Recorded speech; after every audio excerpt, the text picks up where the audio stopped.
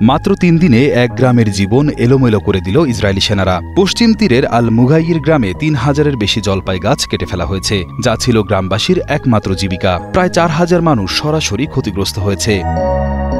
একজন ইসরায়েলি নাগরিক গুলিবিদ্ধ হলে সেনারা সেই গ্রামে অভিযান চালায়। বাড়িঘর ভাঙচুরের পাশাপাশি তারা কৃষিজমিও ধ্বংস করে। স্থানীয় গণমাধ্যম বলছে প্রায় ৫০০ একর জমির ক্ষতি হয়েছে।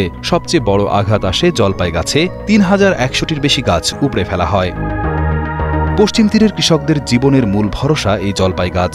এখানকার অন্তত ১ লাখ পরিবার জলপাই চাষের উপর নির্ভরশীল। শুধু খাবারের তেল নয়, জলপাই কাঠ আর ফল বিক্রি করেই চলে তাদের সংসার। এক একটি গাছ বহু প্রজন্ম ধরে পরিবারের আয়ের উৎস হয়ে থাকে। ৩,০০০ জলপাই গাছ ধ্বংসের অর্থ কয়েক কোটি টাকা মূল্যের সম্পদ একসাথে হারিয়ে যাওয়া। ইসরায়েলি বাহিনী বলছে নিরাপত্তার কারণে গাছ কাটা হয়েছে, কিন্তু ফিলিস্তিনিরা মনে করছেন আসল উদ্দেশ্য জমি দখল আর মানুষকে উচ্ছেদ করা। বিশেষজ্ঞদের মতে ১৯৬৭ সাল থেকে এখন পর্যন্ত ইসরায়েলি হামলায় প্রায় ১০ লাখেরও বেশি জলপাই গাছ ধ্বংস করা হয়েছে পশ্চিম তীরে। জলপাই শুধু অর্থনৈতিক সম্পদ নয়, এটি ফিলিস্তিনিদের সংস্কৃতি ও প্রতিরোধের প্রতীকও। কয়েকশো বছরের পুরনো গাছও এখানে ছিল, যেগুলোর বাজার মূল্য এক একটি $৮,০০০ পর্যন্ত। তাই এই ধ্বংস শুধু অর্থনৈতিক নয়, ঐতিহ্য ও একটি জাতির ইতিহাস ধ্বংস করার সমান।